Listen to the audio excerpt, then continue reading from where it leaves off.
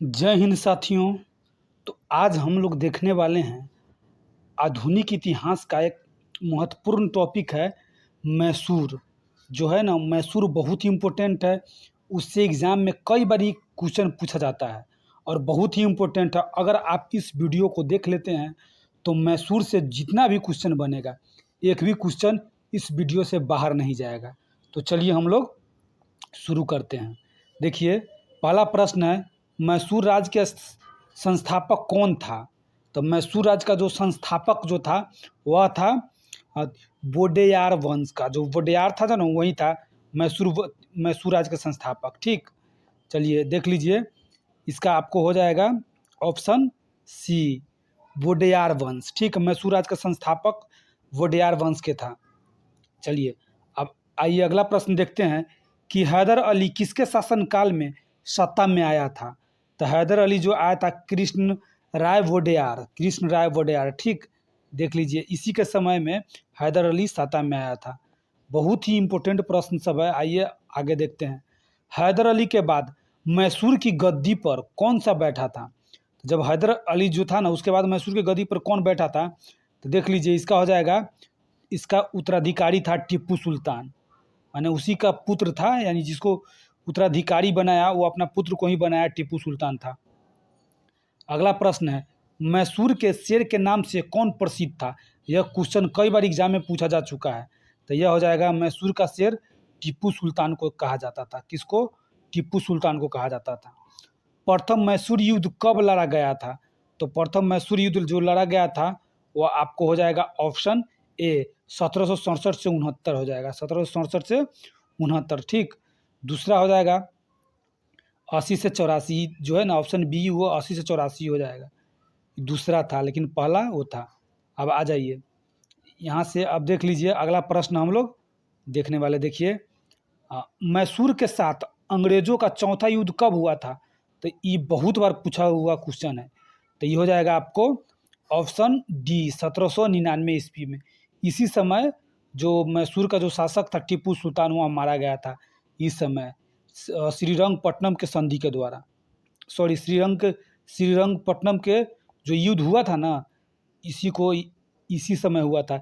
इसी समय मैसूर के जो शासक था टीपू सुल्तान, वह मारा गया था। तो चौथा आंग्ल मैसूर युद्ध को श्रीरंगपट्टनम के युद्ध के नाम से भी जाना जाता है। चलिए अगला प्रश्न देखते हैं। टीपू सुल्तान की मृत्यु कहाँ हुई थी? तो टीपू सुल्तान की जो मृत्यु श्रीरंगपट्टनम में हो गया था, बोले थे ना, तो यहीं पे हो गया था, श्रीरंगपट्टनम में। 1700 कितना हो गया, 1799 ईस्वी में हो गया था श्रीरंगपट्टनम में। चलिए अगला देखते हैं, टीपू सुल्तान किस युद्ध में मारा गया था? तो टीपू सुल्तान मारा गया था, आपको हो जाएगा चतुर्थ मैसूर युद्ध। इसी को श्रीरंगपट्टनम का युद्ध भी कहा जाता है। चलिए, टीपू सुल्तान किस यूरोपीय शक्ति से मित्रता करना चाहता था? तो यह करना चाहता था फ्रांस से, ऑप्शन बी। क्योंकि उस समय जो अंग्रेज था ना, वह हमारे देश पे अपना वर्चस्व बनाया हुआ था। तो अंग्रेज का विरोधी था फ्रांस था, इसीलिए टीपू सुल्तान फ्रांस के से मित्रता करना चाहता था। चलिए अगला प्रश्न देखते हैं।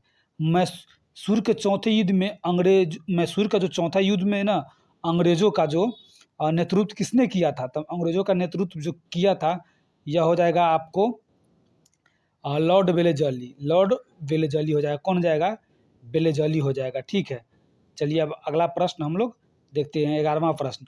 टीपू सुल्तान द्वारा अपनाई गई जो फौजी नीति किससे प्रेरित थी? जो था ना, वो फौजी नीति किससे प्रेरित थी? तो यह हो जाएगा फ्रांसीसी से। किससे? फ्रांसीसी से।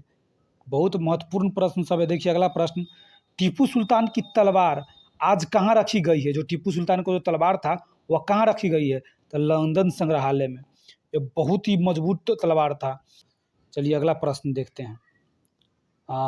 मैसूर का प्रमुख बंदरगाह कौन सा था जहाँ से टीपू जो है ना, टीपू सुल्तान वह व्यापार करता था? तो टीपू सुल्तान जो व्यापार करता था वह था मंगलौर। कौन था? मंगलौर था। चलिए अगला प्रश्न देखते हैं। किस संधि से द्वितीय मैसूर युद्ध समाप्त हुआ था? किस संधि से? तो यह आपको हो जाएगा ऑप्शन इसका डी हो जाएगा। एक मिनट, इसका ऑप्शन डी नीचे चला गया है, तो देख लीजिए, इसका ऑप्शन डी है, मंगलौर की संधि से समाप्त हुआ था।